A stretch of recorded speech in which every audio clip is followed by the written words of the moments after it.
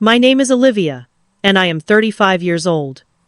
10 years ago, my entire life shattered in one brutal moment that still burns in my memory. 3 days before my wedding, with 200 guests confirmed, a dress hanging in the closet, and a honeymoon to Santorini already paid for, my sister stole my fiancé. She didn't just betray me. She humiliated me in the most public way possible. What should have been the happiest day of my life turned into a living nightmare. But as cruel as that betrayal was, it was not the end of my story. It was only the beginning. Because a decade later, at a carefully orchestrated family reunion, she decided to mock me again, this time not just in whispers, but in front of 40 relatives. She looked at me across the glowing chandeliers and crystal glasses, smiled with that same victorious smirk she had worn when she walked down the aisle in my stolen dress, and called me out for still being single at 35. The sound of her voice carried like poison through the room. Every fork froze, every glass hovered. My relatives, who had traded gossip for years, leaned forward as if this was the moment they had all been waiting for, the punchline to a decade-old joke.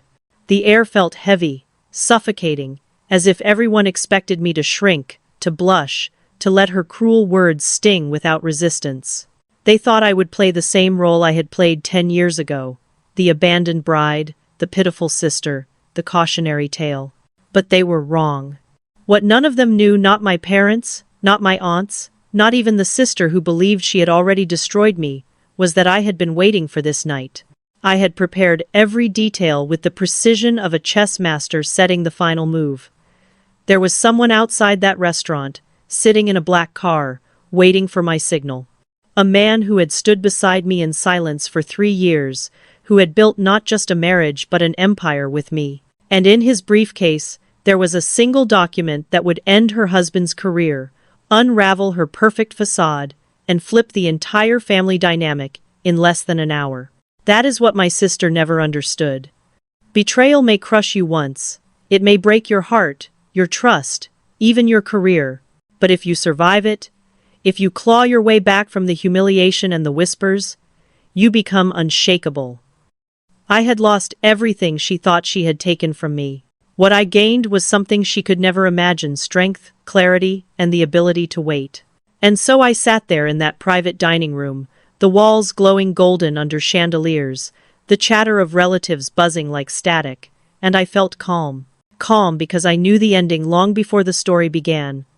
Calm because the same family that had pitied me for a decade was about to see me not as the girl left at the altar, but as the woman who had risen. Calm because, for once, I held the cards. As she laughed across the table, savoring her cruel little performance, I slid my hand into my purse and touched the cool band of my wedding ring. I could almost feel the weight of what it represented: love that was real, respect that was earned, and a life that had nothing to do with her approval. Not yet. Not until the moment was perfect. But soon. Because sometimes the sweetest revenge isn't about striking first. It's about patience. It's about waiting until the stage is set, the spotlight is hers, and then letting the truth walk through the door for everyone to see. That night was the night everything turned. The Rosewood restaurant shimmered with wealth that night. Crystal chandeliers sparkled like frozen lightning. The walls glowed with ivory paint and gilded trim. 40 family members filled the long table, their chatter a low hum meant to mask the tension no one dared name. Mom had insisted on this celebration of family bonds. I nearly laughed at the irony. I chose my seat with care, the far corner, half hidden behind a towering vase of roses. Not hiding exactly. Positioning. From here I could see everyone without becoming the center of attention. It was the safest place to wait. My phone buzzed beneath the tablecloth. ETA 45 minutes. Are you sure? I typed back a single phrase. Trust me. Then I slipped my wedding ring into my purse. No reveals until the moment was perfect. The heavy doors swung open at exactly 7:15. She entered like she owned the place, her husband trailing behind in an overpriced suit that strained against his shoulders. She wore a designer dress I recognized immediately, the same house that had created the wedding gown still locked away in my storage unit, unworn and haunting. "Olivia," she called out, making sure every relative turned their head. "Oh my goodness, you came. I wasn't sure you would." 40 pairs of eyes flicked from her to me. They all knew the story. 10 years of whispered reminders had ensured that. Poor Olivia, abandoned at the altar. Lucky Sophia, swept away by true love.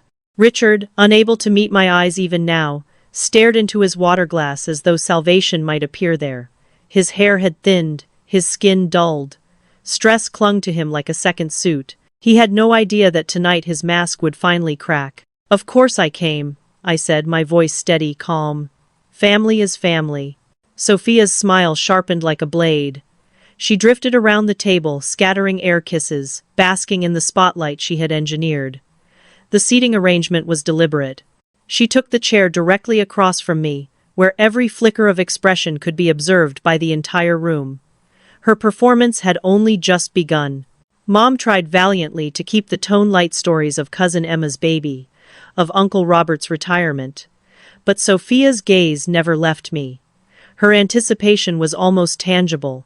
She hadn't orchestrated this reunion to celebrate family. She had orchestrated it to humiliate me again. My phone vibrated once more. In position. I smiled faintly and tucked it away. Sophia noticed. Her eyes narrowed. She sensed something but didn't know what. "So, Olivia?" she asked, slicing through Mom's cheerful chatter. "Tell everyone what you've been up to. Still working that, what was it again? Data entry job?" "Strategic consulting," I corrected softly. Right. She flicked her hand as though brushing away lint. The diamond on her finger caught the chandelier's glow. "And still in that tiny studio apartment? I worry about you in that neighborhood. I lived in a penthouse." She didn't need to know that. "I'm comfortable," I said. "Comfortable?" she repeated, rolling the word in her mouth as if it tasted bitter. "Well, I suppose that's something. And dating anyone special?" Forks hovered mid-air. This was the moment they were waiting for. The Olivia status update, served cold with a side of pity. "I keep busy," I answered. Her sigh was theatrical, meant to draw every gaze back to her. "Still single at 35. Honey, you need to be realistic. The good ones are all taken." She squeezed Richard's arm. He looked like he wanted to crawl beneath the table. Aunt Helen tried to intervene, but Sophia pressed forward, her voice dripping with false sympathy. "Some women just aren't meant to keep a man interested. No shame in that." My phone buzzed again. I didn't check it. I already knew what it said. Almost time. I let my eyes drift to the roses shielding me, breathing in their fragrance, letting her words slide past like water against stone. She believed she was winning. She believed the room belonged to her. But I knew the truth. Before I go on, I want to pause for a moment. If you've ever been underestimated, mocked, or made the black sheep in your own family, then you know exactly how it feels to sit in that chair. If this story resonates with you, let me know where you're watching from. Drop your location in the comments below. And if you connect with these stories of betrayal and resilience, hit subscribe so you won't miss what comes next. Because tonight, under those chandeliers, with every eye fixed on me, I wasn't the abandoned bride anymore. I was the storm on the horizon. Silence can be louder than shouting. When Sophia dropped her barbed question about my love life, forks stopped mid-air, glasses hovered untouched, and all 40 relatives leaned in as though my humiliation was their evening's entertainment. I had lived this scene before 10 years earlier, when she stole my fiancé. The chorus of pity, the whispers behind hands, the sideways glances that marked me as the family tragedy. That sting had never left me. I remember standing in my wedding dress 3 days before the ceremony, clutching the veil like it was an anchor. The phone call still echoes in my ears. He wasn't coming. He had chosen her. 200 guests, deposits paid, flowers ordered, honeymoon tickets to Santorini tucked into an envelope on my dresser, all gone in a single sentence. "I'm with your sister now." The humiliation was not private. It was broadcast across every relative, every family friend, every business contact who had RSVP'd to my wedding.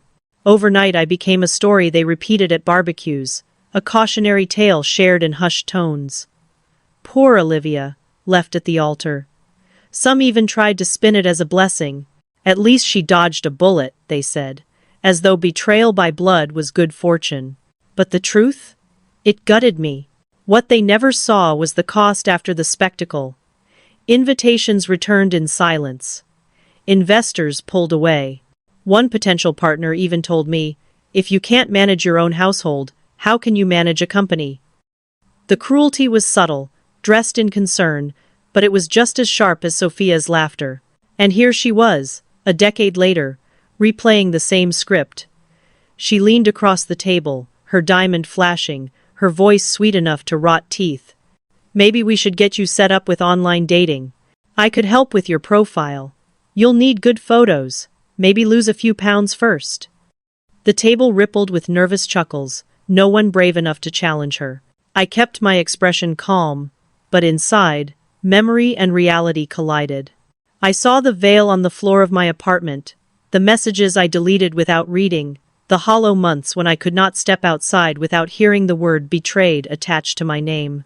She thought she was reminding me of my shame, but what she did not know was that every reminder was fuel, because humiliation, once survived, becomes armor.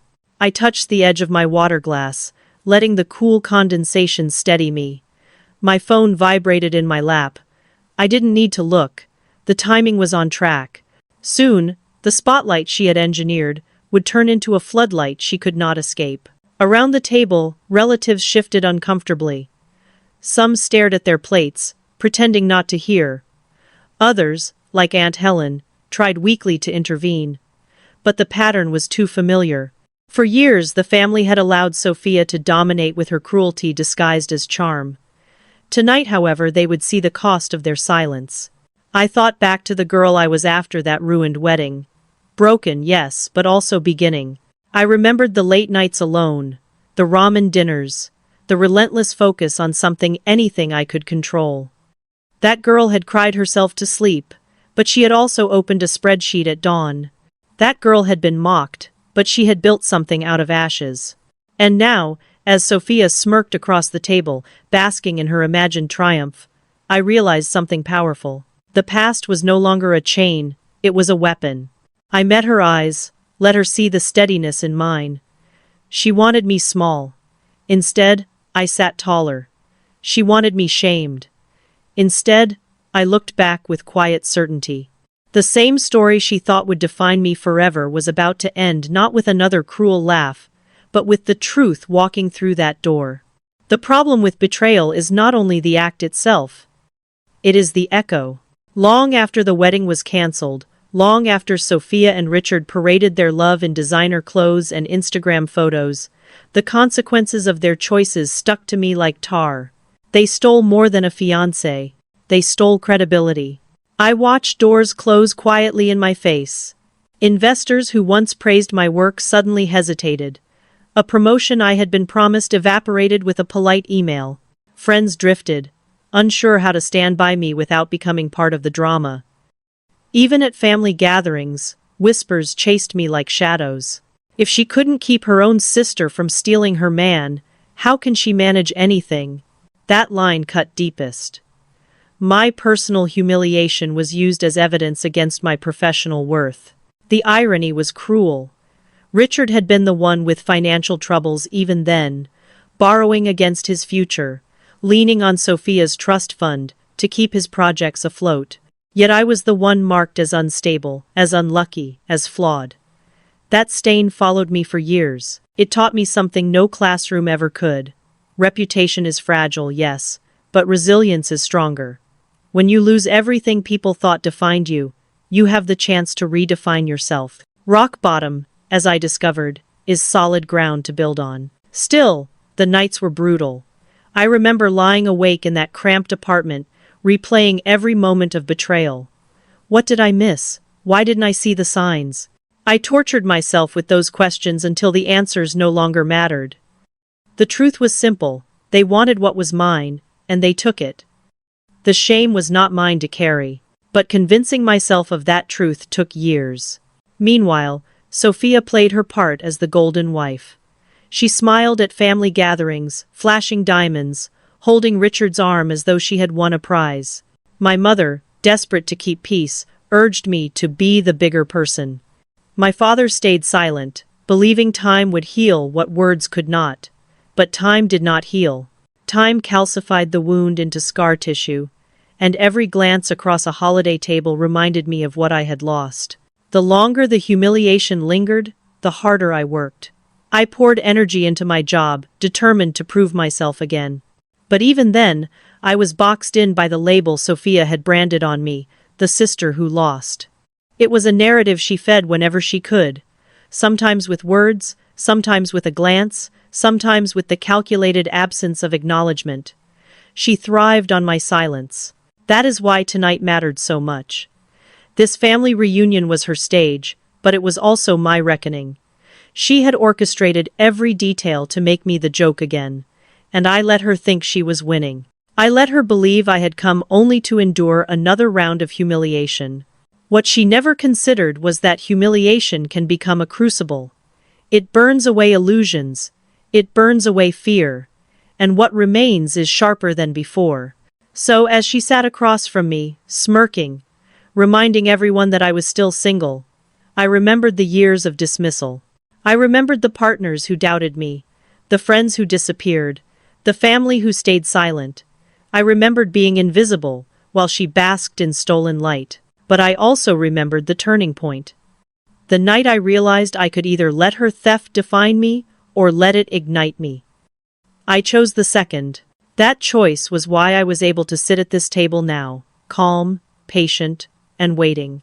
That choice was why my phone had buzzed earlier with confirmation. That choice was why the man in the black car outside was ready to walk in and change everything. Sophia thought the past was her victory. Tonight, she would learn it was only her mistake. The hardest part of starting over is admitting you have nothing left. After the wedding collapsed, after the whispers and the pity and the silent judgment, I was left with one small apartment, one battered laptop, and a choice. Either let their betrayal become the story of my life, or write a new story myself. So I began again, not with riches or connections, but with stubbornness. I worked 18-hour days, stumbling between freelance contracts, pouring every dollar into something bigger than survival. I ate ramen more nights than I care to remember, used the same suit at every pitch meeting, and slept on a futon that creaked with every movement. While Sophia was posting honeymoon photos from Santorini, I was scribbling business plans in the margins of old notebooks. While she was buying designer handbags, I was buying software licenses. The first months nearly broke me. Rejection came fast and often. Potential clients looked at my address, just a downtown studio apartment, and politely declined. They saw, poor Olivia, left at the altar. Not a consultant who could transform their companies. But every no sharpened me. Every slammed door forced me to improve. I studied competitors. I rewrote proposals until they gleamed. I stopped waiting for approval and started demanding results. Year 1, it was just me and that laptop. Year 2, I shared a desk in a cramped co-working space, eating peanut butter sandwiches and pretending I wasn't terrified of failing. By year 3, I had 3 employees and an office barely larger than a closet, but it was mine. Every step forward was carved out of long nights, tight budgets, and the raw refusal to quit. Meanwhile, Sophia flaunted her so-called victories. She wore the diamonds Richard bought with her trust fund. She smiled across family tables, slipping comments about poor Olivia still in that apartment. What she didn't realize was that every cruel remark only fueled me further. Her laughter was gasoline. My ambition was the match. And then came the turning point. A client no one expected me to land. A contract that proved I wasn't just surviving, I was rising. From there, momentum grew. Madison Strategic Solutions, my company, began to make noise. We specialized in identifying vulnerabilities, inefficiencies, and fraud. Ironically, we became the firm people hired to protect them from the very kind of games Richard loved to play. By the time tonight's family reunion rolled around, I had 3 offices, 50 employees, and a freshly signed acquisition deal that positioned us as a powerhouse. But none of them knew. Sophia thought I was still that humiliated girl in a cramped apartment. That was her mistake. Because while she lived off appearances, I built something real. And now let me ask you something. If you had been betrayed like that, if your own sibling had stolen the life you planned, what would you have done? Would you have crumbled? Or would you have fought to build something new? I'd love to hear your thoughts in the comments. Share your own stories, because these conversations matter. That is why I stayed calm at that dinner table. Even as Sophia sharpened her claws. I knew the truth. I knew the years of ramen and rejection had transformed me into someone unrecognizable to her. She thought she had buried me. She hadn't realized I was roots beneath the soil, waiting for the right season to rise again. And tonight, under chandeliers and judgmental stares, was exactly that season. Success in business gave me confidence, but true strength came from something else entirely. Somewhere in those years of rebuilding, when I was pouring my soul into contracts and boardrooms, love crept back into my life. Not the glittering, hollow kind Sophia flaunted. Not diamonds on Instagram or staged country club lunches. Something quiet. Something steady. His name was Daniel. He didn't sweep me off my feet with promises of forever. He showed up at the right moments, coffee in one hand, spreadsheets in the other, unbothered by my past. He wasn't afraid of the scarlet letter Sophia had branded on me. He didn't care that relatives whispered or that business circles doubted. He saw me just me, and that was enough. Our story didn't begin with grand gestures. It began in a conference room, where I was pitching a strategy no one else had the courage to say out loud. He was on the board. Everyone else shifted uncomfortably in their seats. Daniel listened, asked hard questions, and when I pushed back with proof, he smiled. Later he admitted that moment told him everything he needed to know. I was not afraid of truth, even when it cost me. 3 years later, on a Tuesday morning, he placed a simple platinum band on the table between us while we reviewed contracts. No fanfare, no audience. Just two people who knew what they had built together mattered more than applause. I said yes with tears in my eyes because for once, the decision was mine, untainted by betrayal or competition. We married quietly 6 months later, no cathedral, no gowns borrowed from someone else's dreams. Just us, a judge, and 2 witnesses who signed their names on papers that meant more than any bouquet or chandelier. My wedding ring, cool and unassuming, had words inscribed only we knew. Not stolen promises, not flashy wealth, just permanence. We kept our marriage a secret, not because of shame, but because privacy was power. After everything Sophia had taken from me, I refused to let her have this too. For 3 years, we lived with our truth quietly, building not just careers but a life anchored in respect. The world didn't need to see us to validate us. We validated each other. And that secret was my greatest weapon the night of the reunion. Because Sophia thought mocking me for being single was her ultimate victory. She thought she was tightening the knife she had plunged 10 years earlier. What she didn't know was that the man she mocked indirectly, the husband she assumed didn't exist, was sitting in a car outside with a legal team ready to end her husband's empire. Every cruel word she tossed across that dinner table only made the reveal sweeter. When she suggested I lose weight for online dating, I thought of Daniel's quiet voice telling me I was already enough.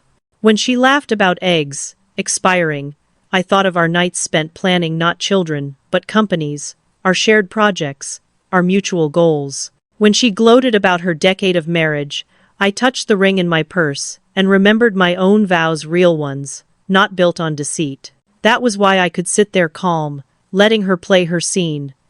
Because I knew Act 2 was about to begin, and the ending had already been written. Tonight, family would see the truth. Not a woman still haunted by betrayal. Not a sister stuck in the past. But a wife, a leader, and someone who had built a life so strong that no stolen groom could ever shake it again. The dinner was in full swing, but Sophia's focus was singular, me. Every movement, every word, was designed to spotlight my supposed failures. She leaned across the table, her diamond bracelet catching the chandelier light, her smile, a weapon. Olivia, maybe you should try online dating. I can help you set up a profile. Good photos, nice outfit, maybe lose a few pounds first. Men are visual, after all. The table tensed. Forks hovered. Conversations froze. Everyone knew the stakes. I sipped my water slowly, letting her words slide over me. 10 years of humiliation had taught me patience. Every barb she threw, every laugh she let ring across the room, only added to the anticipation. She wanted me exposed, and I allowed her to think she was winning. The subtle signals began. My phone vibrated under the table again. 5 minutes out. The legal team was ready. The man I had built my life with, the one who had supported me quietly for 3 years, was on the verge of walking into this room. I inhaled deeply, letting my calm mask the storm inside. Timing was everything. Sophia continued, unaware. "You're 35, Olivia. You need to be realistic. The good ones are gone. Maybe freezing your eggs would help. I know a clinic. I can help you." She laughed, forcing the family to join her in uncomfortable agreement. My mother tried to intervene, offering hesitant words about moderation and kindness, but it was futile. The narrative had been established. For decades, Sophia had been the golden child, dictating the family's perception of right and wrong. Tonight, she was the judge, jury, and executioner. Richard, sitting beside her, fidgeted with his water glass, clearly uncomfortable. He had aged under the weight of recent stress. 10 years of pretending everything was fine had taken a toll.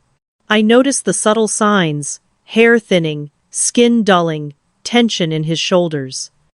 His empire, built on a fragile foundation of borrowed money and trust fund loans, was on the verge of collapse. But Sophia didn't see him. She was focused on me. I let her speak, responding only when necessary with minimal words, carefully measured. "I keep busy," I said calmly, and that was enough. The words carried an undercurrent of power she couldn't recognize. My silence was my strategy. She had crafted a theater of cruelty, and I was the unseen director of her unraveling. The room's tension grew. Cousins shifted in their chairs. Aunts glanced at their watches. The air felt thick, every breath deliberate. The smallest detail became magnified. The sparkle of Sophia's ring, the crease in Richard's forehead, the flutter of my own pulse as I prepared for the moment I had rehearsed for years. Then came the signal I had been waiting for. A subtle glance at my phone reminded me that Daniel, my husband, would enter any moment. He was calm, authoritative, and prepared. The storm that had begun 10 years ago with betrayal was about to reach its apex. Sophia had no idea what was coming. She believed she controlled the narrative, that I was still powerless, still the girl left at the altar. But everything she thought she knew was about to be rewritten in front of her carefully curated audience.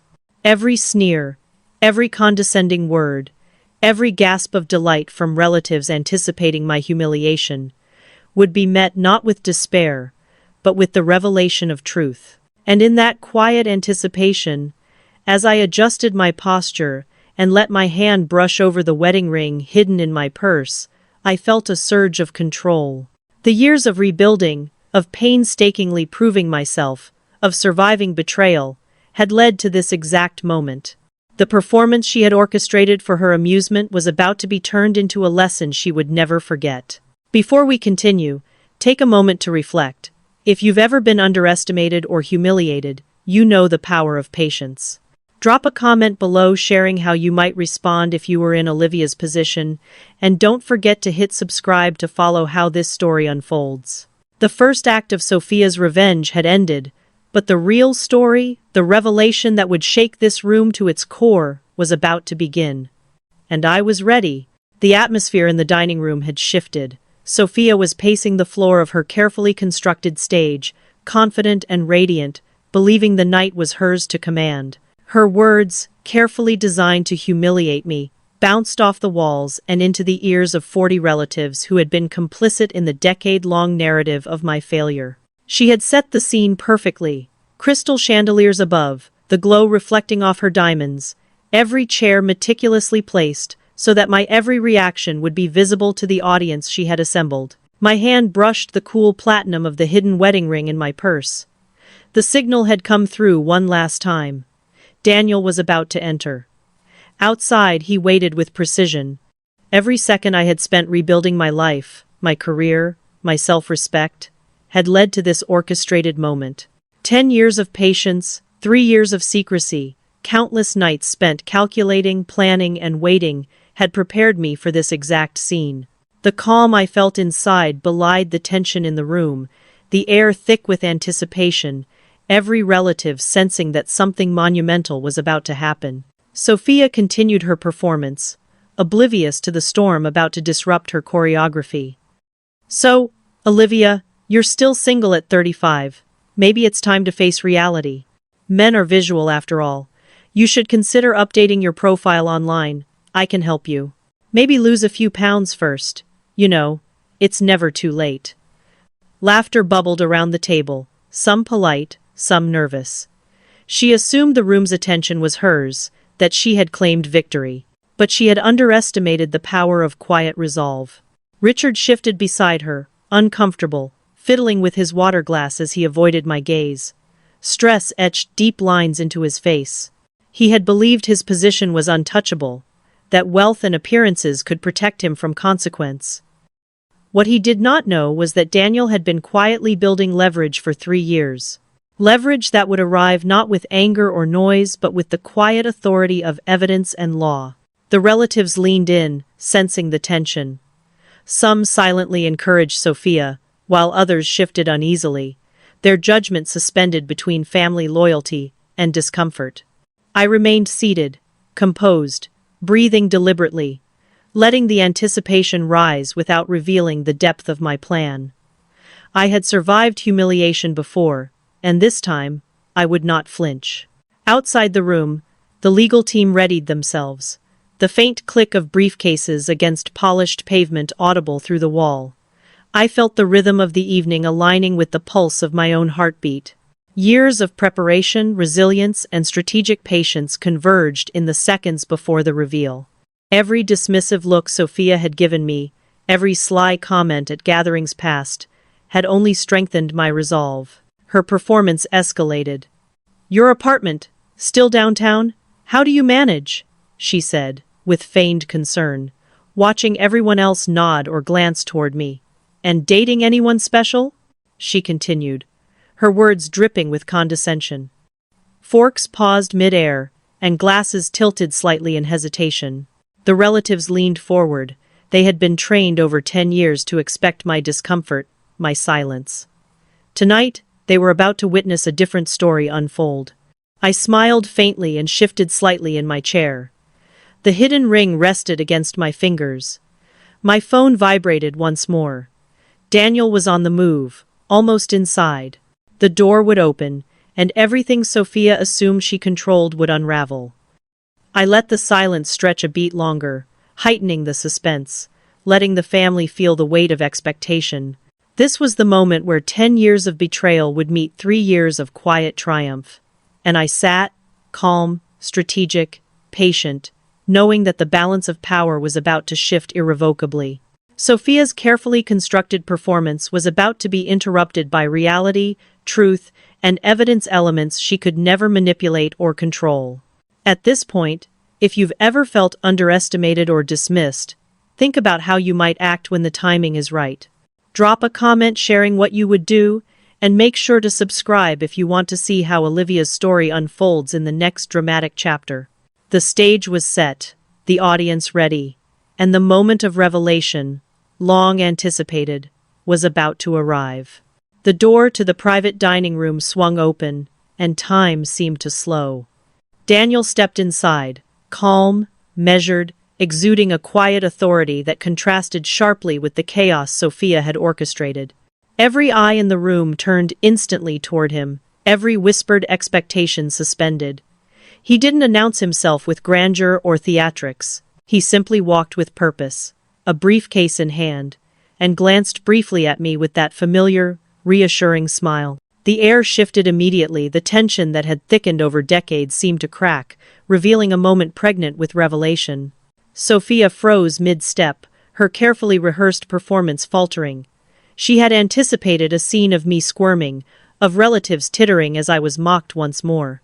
What she had not anticipated was the calm, undeniable presence of a man who had been quietly watching our lives intersect for years. Richard's face paled as he caught Daniel's eyes, recognition dawning. The smug certainty that had carried him and Sophia for a decade began to unravel in an instant. I rose from my chair slowly, letting the subtle movement draw attention. The room leaned forward. Every relative had become both audience and witness to a story they thought they knew. About a woman left at the altar, about a sister triumphant, about a life defined by humiliation. That narrative was about to be rewritten. Daniel's introduction was understated but powerful. "I'm here for my wife," he said, his voice calm yet commanding. Silence engulfed the table, the weight of truth pressed against the walls. Sophia's smile wavered, her eyes narrowing in suspicion. She had assumed that I was powerless, that my life was still dictated by her judgments. She was wrong. "Married?" Sophia whispered, disbelief coloring her tone. Richard's hands trembled slightly as he adjusted in his seat. The audience, the 40 relatives, sat frozen, caught between shock, curiosity, and the quiet thrill of seeing an unexpected twist unfold before them. The carefully curated order that had governed the family for 10 years was disintegrating in a single heartbeat. Daniel moved with precision, setting his briefcase on the table. "Let's review the details," he said quietly, almost conversationally. His eyes met mine, affirming the silent agreement we had held for years. This was the moment, and the timing had to be perfect. My fingers brushed the hidden wedding ring in my purse, a symbol of a love built on trust and respect, untouched by betrayal. Sophia attempted to regain composure. "Wait, this isn't real," she said, her tone trembling slightly. "You can't do this here." Her voice was a fragile attempt at authority, but it lacked substance. The room could sense her uncertainty, and for the first time in years, she was vulnerable under the gaze of the family she had once controlled. Daniel's next words carried a quiet power. "We've uncovered certain discrepancies regarding your husband's company," he said, addressing Richard directly. "Non-compete violations, embezzlement, and financial mismanagement have been documented and verified. Legal actions are in motion." Gasps echoed around the room. The whispers that had once humiliated me were replaced by murmurs of disbelief. The careful facade Sophia had maintained, the illusion of security and dominance, crumbled under the weight of documented evidence. Her carefully constructed narrative was no longer valid. I placed my hand over Daniel's as we stood together. "This isn't about revenge," I said, my voice calm but firm. "It's about justice. It's about truth. And tonight, that truth is visible to everyone." Sophia's face paled, her diamond bracelet catching the chandelier light like a warning. Richard's hands shook, his confidence evaporating.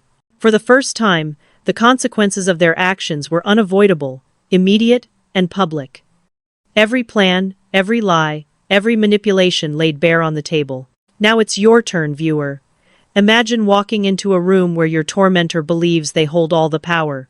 Would you reveal the truth immediately, or wait for the perfect moment? Drop a comment below sharing your thoughts and experiences. Don't forget to subscribe if you want to see how this confrontation escalates and resolves in the next chapter. The stage was set. The pieces were in motion. And for the first time, the family that had watched me suffer would witness a reversal they never anticipated. The tension in the room was electric. Sophia's carefully maintained composure began to crumble as Daniel calmly placed the documents from his briefcase onto the table. "Richard, these are the findings from our due diligence," he said, his voice measured, almost conversational. "Non-compete violations, embezzlement, and unreported offshore transfers totaling $2 million. Every transaction documented, every trace verified." The room fell silent. Every relative's eyes darted between Richard and Daniel, processing the gravity of the revelations. Sophia's hand trembled as it hovered over her wineglass, her carefully applied mascara reflecting the crystal chandelier above. The confident, radiant woman who had dominated family gatherings for 10 years was faltering under the weight of facts she could not spin. Richard swallowed hard. His face drained of color as the evidence unfolded.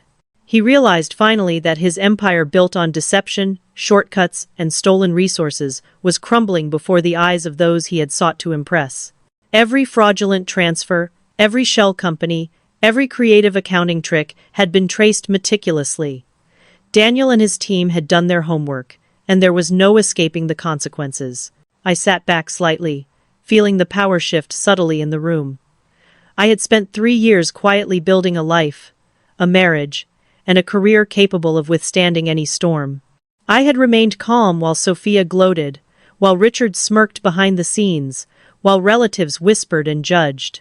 And now, the culmination of patience, strategy, and resilience was manifesting before everyone who had doubted me. Sophia opened her mouth, attempting to protest. This is a family dinner, not a business meeting," she stammered. Her voice was sharp but lacked conviction. Daniel's reply was quiet, deliberate, and devastating in its precision. "Which is why we'll keep this brief. Let's handle the facts, and let the consequences speak for themselves." He gestured to one of the legal team members, who calmly outlined the immediate actions. Termination of Richard's role as CEO, effective immediately.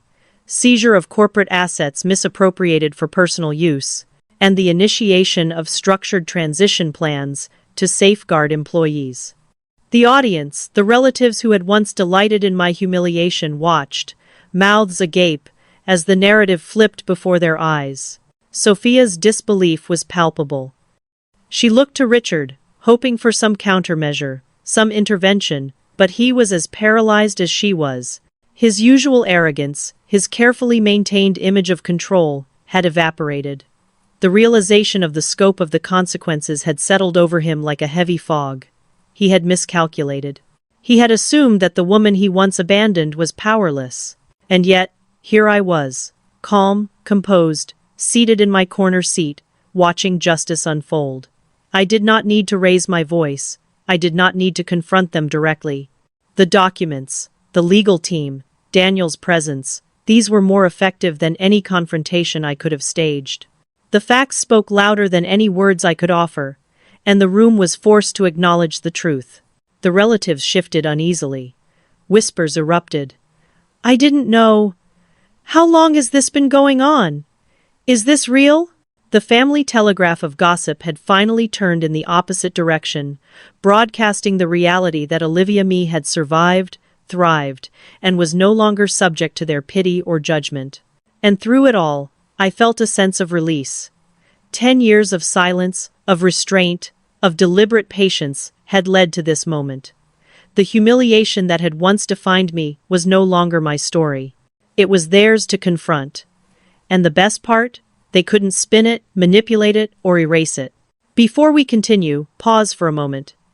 If you've ever felt powerless while someone else controlled your narrative, imagine the satisfaction of seeing truth and justice revealed without losing your integrity. Comment below if you've ever had a moment like this, and make sure to subscribe to see how Olivia finalizes this confrontation and takes control of her life completely. Tonight, power was quietly, inexorably restored. And the lesson was clear. Patience, preparation, and resilience are more potent than any rage or impulsive retaliation. The documents on the table glistened under the chandelier light, each sheet a testament to years of mismanagement and deception. Richard's hands trembled slightly as he reached for a folder, but Daniel's steady presence anchored the room.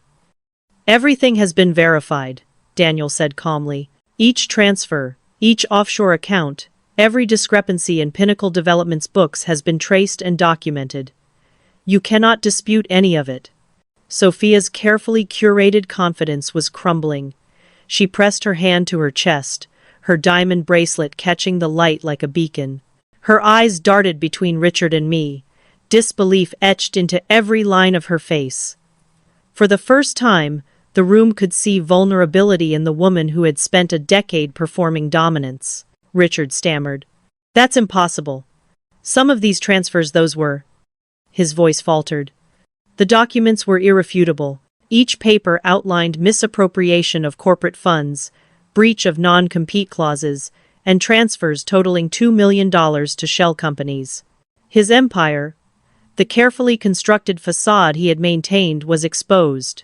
I felt a strange calm as I observed the scene. 10 years of planning, patience, and quiet rebuilding had culminated in this moment. Every late night, every sacrifice, every strategic decision had led to the point where truth would confront deception openly. And the irony wasn't lost on me. The very family that had whispered about my supposed failures was now witnessing a reversal of fortunes. Daniel spoke again, directing his attention to Richard. Due to the severity of these findings, your termination is effective immediately. All corporate assets misused for personal gain will be reclaimed, and a structured transition will protect the employees and clients affected by your actions. The room reacted. Gasps, murmurs, and the subtle shuffling of chairs filled the air. Sophia's jaw dropped. Her performance of control and superiority dissolved instantly under the weight of evidence.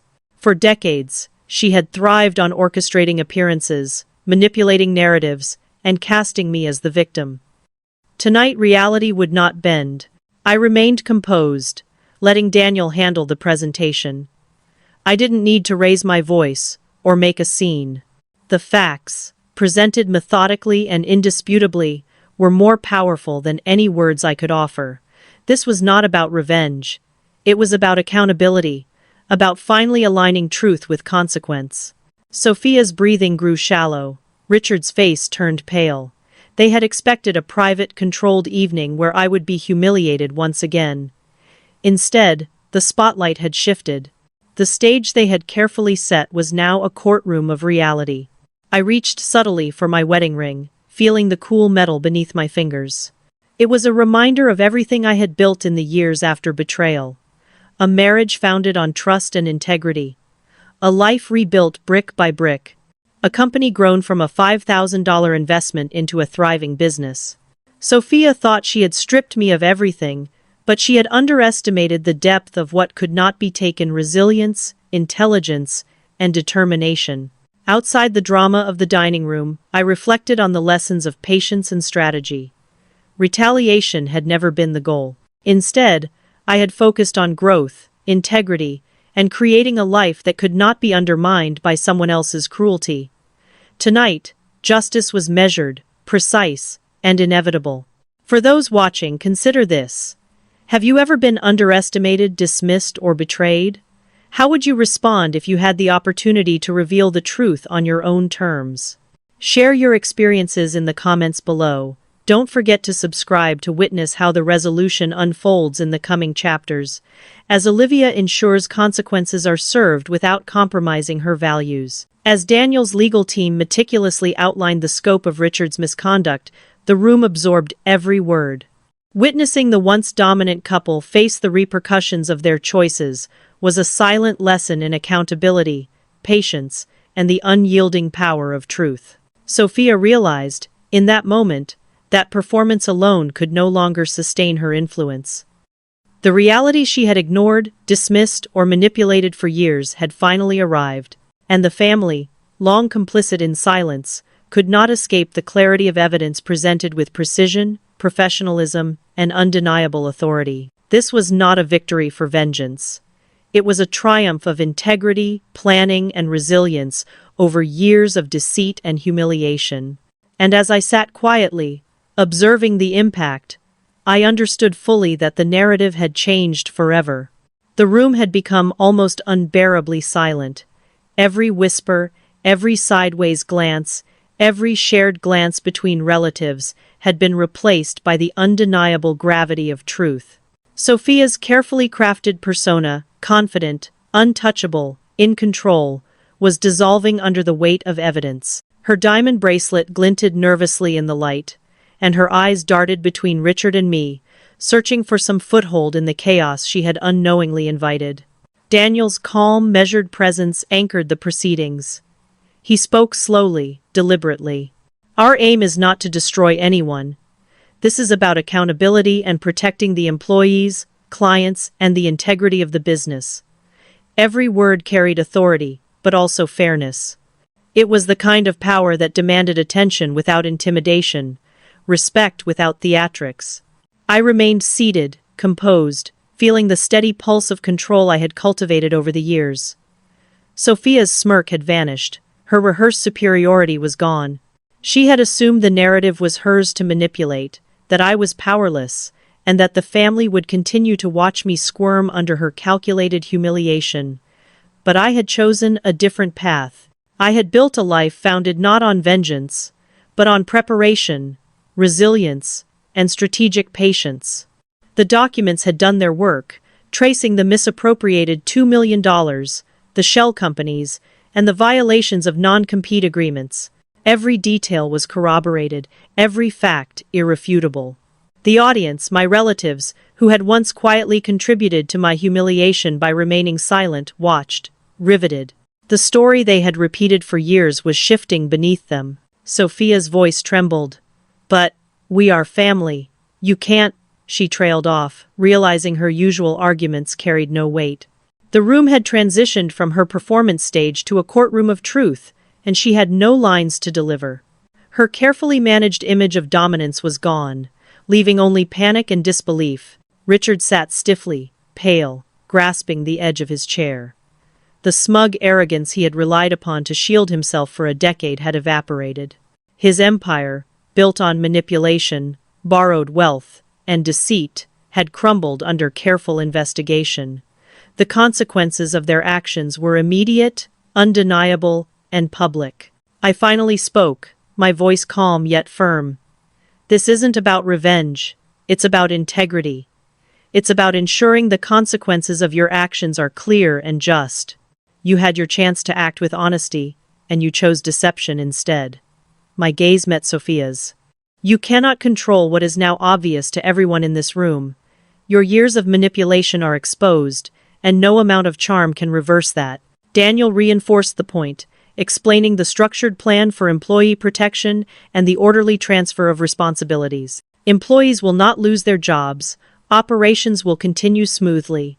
The company will proceed with acquisitions under oversight. But accountability is non-negotiable. The room processed this with a mix of shock, admiration, and, in some cases, relief. Family members who had silently judged me for a decade realized, perhaps for the first time, that resilience, patience, and strategy could triumph over years of cruelty. They saw a woman who had endured public humiliation, professional setbacks, and betrayal, yet emerged stronger, wiser, and in full control of her life. I glanced at Daniel, our hands brushing lightly under the table, a silent reassurance. We had built a partnership grounded in respect, strategy, and love. It had allowed me to navigate years of betrayal without compromising my values. Tonight, that foundation enabled me to face my sister and her husband with confidence and fairness. Now, consider this. If you've ever witnessed wrongdoing or felt powerless in the face of injustice, how would you act if you had the knowledge and ability to set things right? Share your perspective in the comments below. And if you want to follow the final steps of Olivia's strategy, make sure to subscribe so you don't miss the conclusion of this remarkable reversal. Sophia realized, slowly, the scale of her miscalculation. Her world, meticulously curated for appearances and control, had shifted. The authority she believed she wielded was no longer hers.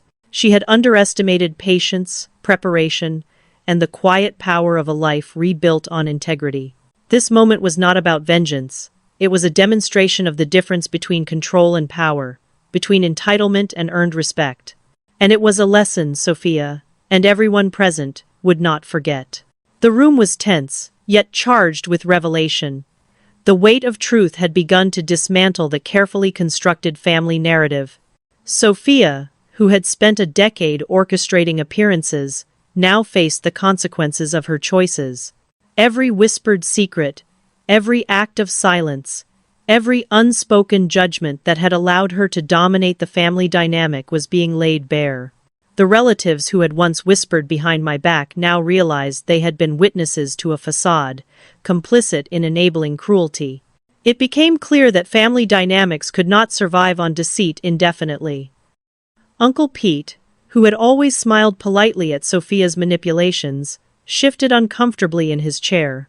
Aunt Helen, who had quietly encouraged Sophia's superiority, now looked uneasy as she observed the unraveling of the story they all thought they knew. My mother's face reflected shock and regret. My father's usually calm demeanor was now tinged with concern. Everyone was forced to confront the implications of a decade-long pattern of silence. Sophia had relied on the appearance of control. She had positioned herself as the golden child, the moral compass, the one with success and influence. But the narrative she had constructed was fragile, dependent entirely on the ignorance of others. With each verified document, each statement from Daniel and the legal team, that fragility became obvious. Her performance of dominance could no longer sustain itself in the face of accountability. I watched carefully, letting the room absorb the weight of the truth. While I could have intervened vocally, I chose to let facts speak for themselves. Daniel had laid out the evidence of Richard's misconduct: non-compete violations, misappropriated funds, and offshore transfers. The evidence was irrefutable, and the structure of the legal presentation left no room for argument. Every relative who had once whispered doubts about me now realized the breadth and depth of what I had endured and rebuilt. Sophia's expressions changed from confusion to panic. Her carefully painted smile faltered. For the first time in years, she could not command the narrative. She looked to Richard, seeking guidance, but found none. He was pale, tense, and clearly shaken by the revelations. They had underestimated not just me, but the strategic patience that Daniel and I had cultivated over the years. I took a deliberate breath and addressed the room softly, yet firmly. "This is not about revenge," I said, letting each word land. "It is about integrity, accountability, and the consequences of actions. For 10 years, silence enabled cruelty. Tonight, truth is unavoidable." My gaze swept the room. Everyone who witnessed the behavior and stayed silent is now faced with the reality that complicity has consequences. It is time to acknowledge the truth and act responsibly. Relatives shifted in their seats, processing the impact. Some had not realized the full extent of the betrayals and financial manipulations. Cousins who had been marginalized by Sophia's favoritism now understood the disparity in opportunities and recognition. Friends who had been excluded for years quietly noted the depth of injustice. For the first time, those who had been overlooked or dismissed began to feel empowered by the clarity of the situation. Daniel's presence reinforced the lesson. He calmly explained the structured plan to ensure employees and clients were protected during the transition of power and company oversight. His measured authority highlighted the contrast between methodical justice and impulsive manipulation. While Sophia and Richard faced immediate consequences, those who had simply performed their duties and upheld integrity were shielded. I observed the subtle but profound shift. Sophia's dominance had been replaced by vulnerability. Richard's confidence had evaporated, and the family, long complicit in silence, began to understand the power of truth, patience, and preparation. The hierarchy that had governed the family for a decade was dissolving, replaced by a new recognition of merit, ethics, and resilience. Finally, I allowed myself a small, satisfied smile. This was not only a reversal of fortune for me, but a profound lesson for the entire family. It was an illustration that integrity and quiet preparation, rather than immediate retaliation, can achieve a justice that resonates more powerfully than anger ever could. Think about it. Have you ever seen injustice unfold quietly, only for the truth to eventually prevail? How would you respond if the opportunity to reveal long-hidden truths arose? Share your thoughts in the comments, and be sure to subscribe to follow the resolution of this story and see how Olivia restores balance and fairness in her life.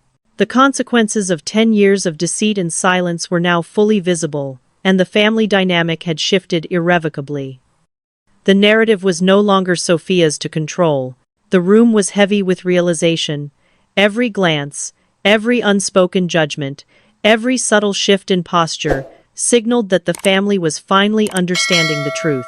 I had spent 10 years enduring humiliation, and tonight, the consequences of honesty and deception collided in a space that once celebrated appearances over reality.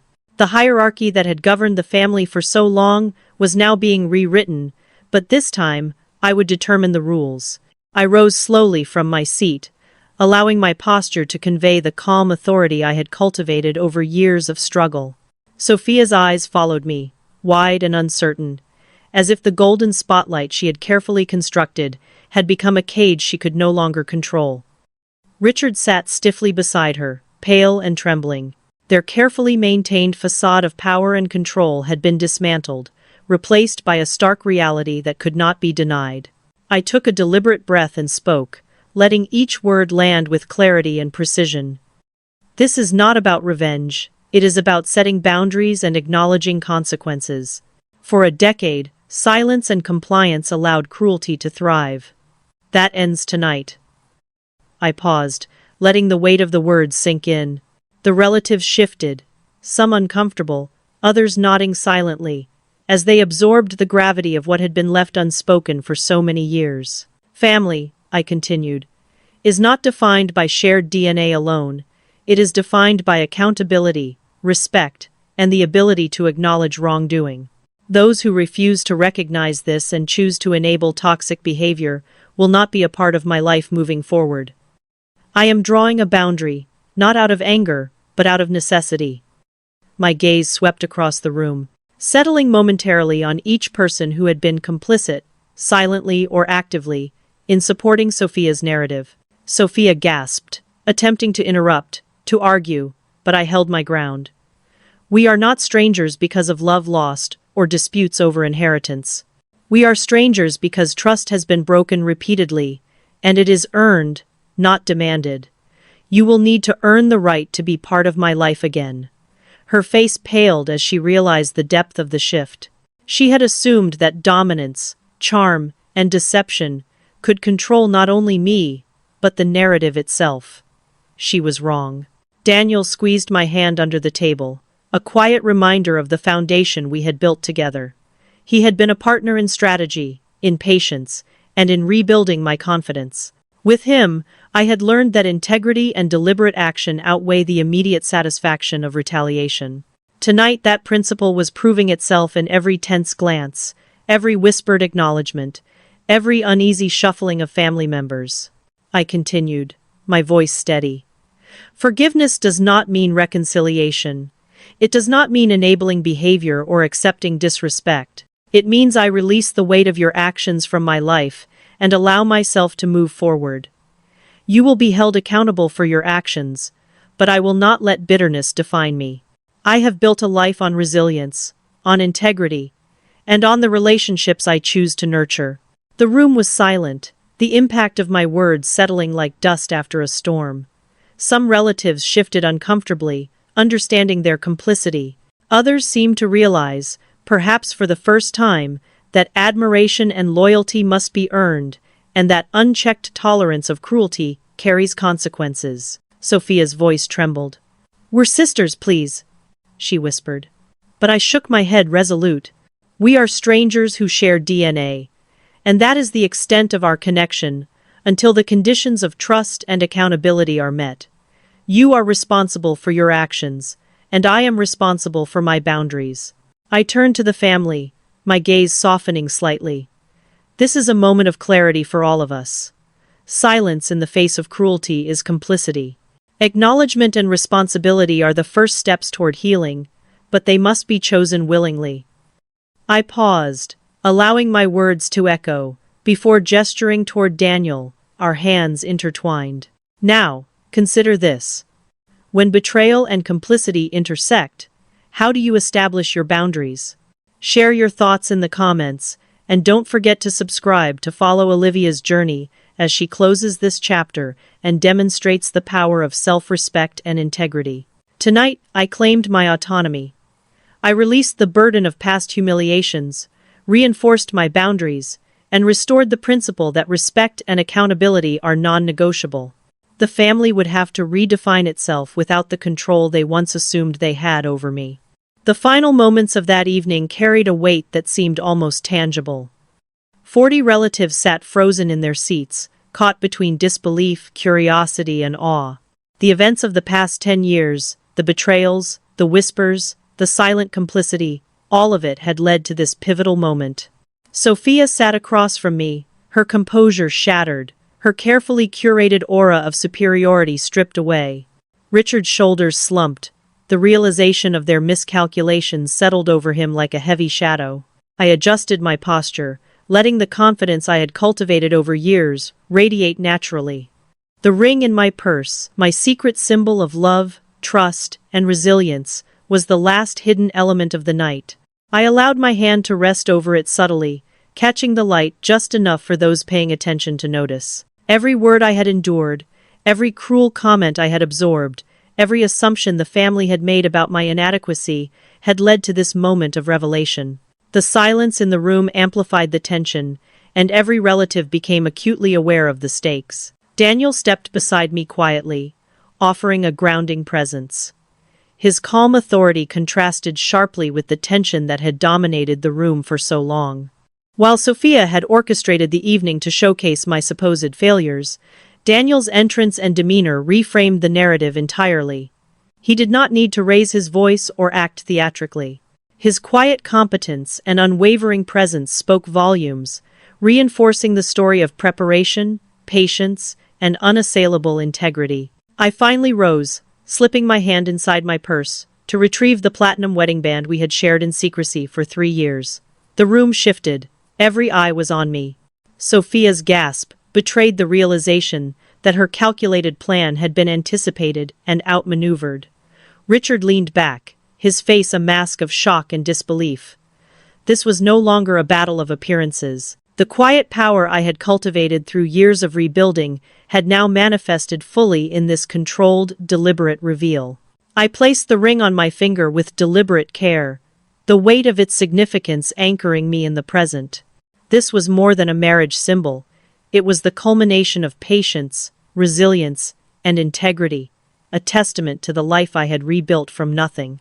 The room felt the subtle shift in power, the undeniable authority that comes from someone who has endured betrayal and emerged not merely intact, but empowered. Turning to Sophia, I spoke softly but firmly. "We are strangers who share DNA. That is the extent of our connection until trust is genuinely earned. The past 10 years have shown me the cost of silence, the cost of cruelty, and the value of integrity. Tonight, I reclaim my narrative, my boundaries, and my autonomy." Her mouth opened slightly, as if to speak, but no words came. The gravity of accountability had silenced even her practiced eloquence.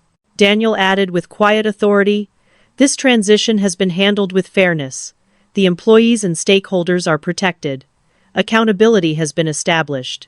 No further action is necessary from Olivia beyond her personal boundaries."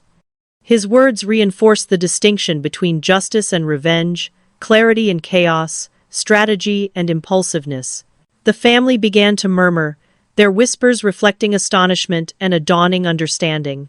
They realized the extent to which they had underestimated me, the depth of my resilience, and the power of deliberate action over emotional reaction. The narrative they had reinforced for years had shifted irrevocably. I was no longer the passive figure they had assumed I would remain. I glanced around the table, allowing my gaze to meet those relatives who had silently observed, judged, or contributed to Sophia's narrative. "This is a lesson," I said quietly, letting my words carry. "Respect, integrity, and accountability are not optional. Silence in the face of cruelty enables harm. Tonight, the boundaries are clear. Relationships are maintained only where acknowledgement, responsibility, and respect exist." Sophia's tears began to fall, unpracticed and genuine, and Richard's shoulders sagged under the weight of consequence. The family was learning, in real time, that appearances could not override truth, that manipulation could not suppress resilience, and that patience and preparation could yield justice more effective than any revenge could. Now, think about your own life. Have you ever been underestimated or betrayed? How would you assert your boundaries while maintaining integrity? Comment below with your thoughts. And if you want to see how Olivia's journey continues into new challenges and triumphs, make sure to subscribe to follow the next chapter. This was the night where the past met the present, where truth confronted deception, and where resilience triumphed. I had reclaimed my story, established my boundaries, and demonstrated that success is the most powerful response to betrayal. And as Daniel and I walked toward the exit, the weight of 10 years lifted, replaced by the quiet authority of someone who had endured, learned, and ultimately prevailed. The evening ended with a quiet sense of closure. The relatives remained, processing the events, the revelations, and the undeniable truth that had unfolded before them. The air, once heavy with tension and judgment, now carried a tentative calm. Sophia and Richard sat side by side, humbled and exposed, coming to terms with the consequences of their choices. The spectacle of control and superiority they had wielded for a decade had dissolved into a sobering reality they could not manipulate or deny. I walked alongside Daniel, feeling the subtle warmth of his hand in mine. It was not only the comfort of love, but the affirmation that partnership built on trust, patience, and shared resilience could withstand any storm. As we left the restaurant, the cool night air felt liberating, a symbol of the freedom that comes when boundaries are clearly established and integrity prevails. The weight of years of betrayal, humiliation, and manipulation lifted, replaced by the quiet authority of a life reclaimed. This experience had reaffirmed a fundamental truth. Life is not measured by the cruelty others impose, but by the courage with which we respond. 10 years of endurance had not dulled me, it had sharpened me. I had learned that success is not merely wealth or status, but the ability to rebuild, to define oneself on one's own terms, and to cultivate a life where respect and love are chosen, not demanded. Family, I realized, is not just about shared blood. It is about mutual accountability, respect, and the willingness to confront uncomfortable truths. Silence in the face of cruelty is complicity, and boundaries are necessary for both protection and growth. Tonight, I had drawn those boundaries firmly, with compassion where possible and clarity where needed. As Daniel and I stepped away from the building, I felt an extraordinary sense of peace. The past was no longer a chain but a foundation, solid ground from which to grow. We had navigated betrayal, rebuilt our lives, and created something enduring, something unshakable. The lessons learned would guide every future decision, every relationship, and every challenge we faced. The night was quiet, reflective, yet filled with the promise of a future defined by integrity, resilience, and conscious choice. I had reclaimed not only my story but also my life, my love, and my freedom. And as we moved forward together, hand in hand, it was clear that the power of patience, preparation, and unwavering self-respect is a force no betrayal can ever diminish.